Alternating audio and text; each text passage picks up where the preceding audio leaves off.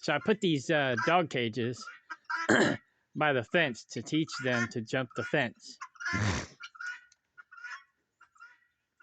Eventually, I'll remove the fence or the dog cages.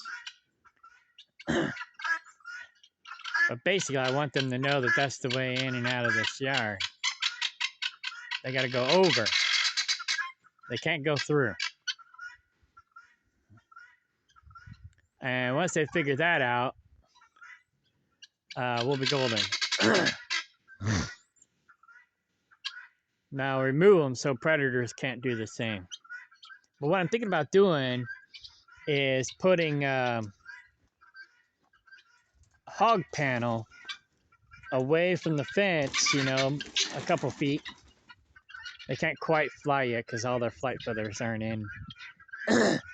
But once their flight feathers come in all the way, they'll be able to fly. But anyway,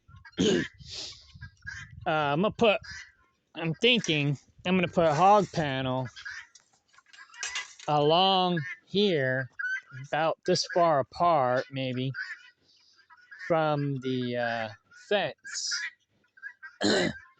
And then that way they can at least jump up onto the hog panel, which is only this tall.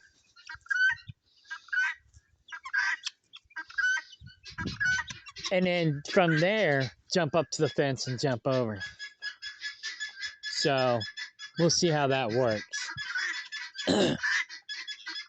Before, what I was doing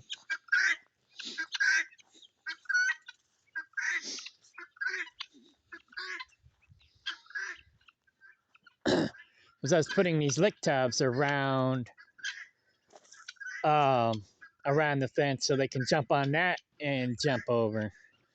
But then if a predator tries to do that, there would be water and it'd make it more difficult for the predator to jump over. And I put these bricks in there to keep them from drowning. And then in the winter, I put the liquid cattle feed in these lick tubs to give them a supplement, supplement their food or their water. So they have plenty of supplemental water, and they also have a way to jump up onto something and jump over the fence. But I don't know, maybe that's not tall enough.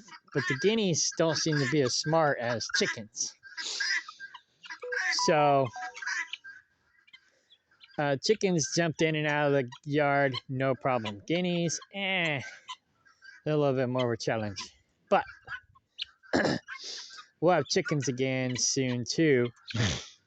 And the chickens will help educate the guineas on how to get in and out of the yard. Because it's like, I think the chickens have a better short-term memory, where the guineas might have a better long-term memory. I'm not sure. So we'll see. So it's slowly coming together. I got another layer or so to put on the chicken coop and the goat house. And then I'm going to get started on building a dog house up by the greenhouse. And then I'm going to build a cat house somewhere around here as well. Probably just west of here, I'll build the cat house. Somebody bought the neighbor's property, so we're not buying that. We're not going to get it. So I'm going to be putting a road down the middle of this property.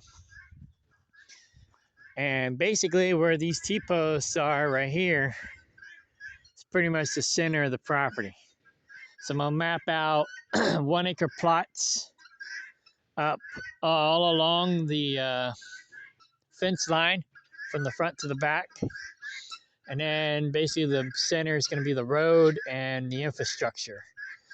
And the 1 acre plots will be goat yards. So, yeah.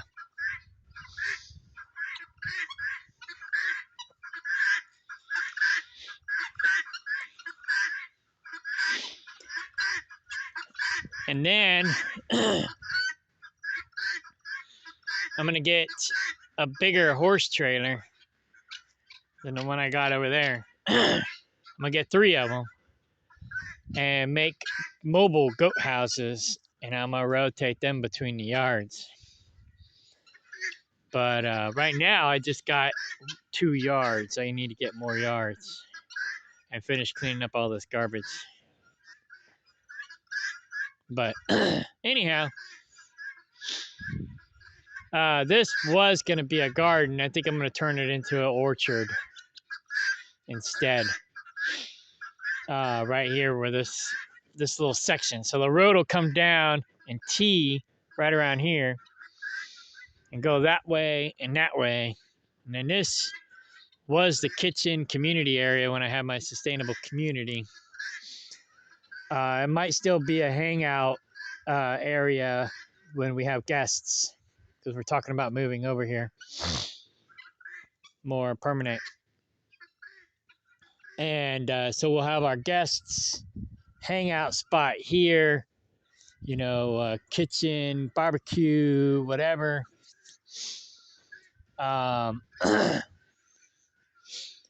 This whole section back here will be pretty much off grid. So half the property will be off grid. The front half of the property will be on the grid. So we'll still be somewhat 50-50 off grid, and we'll be as organic as possible. But I'm no longer doing the retreat or the sustainable community.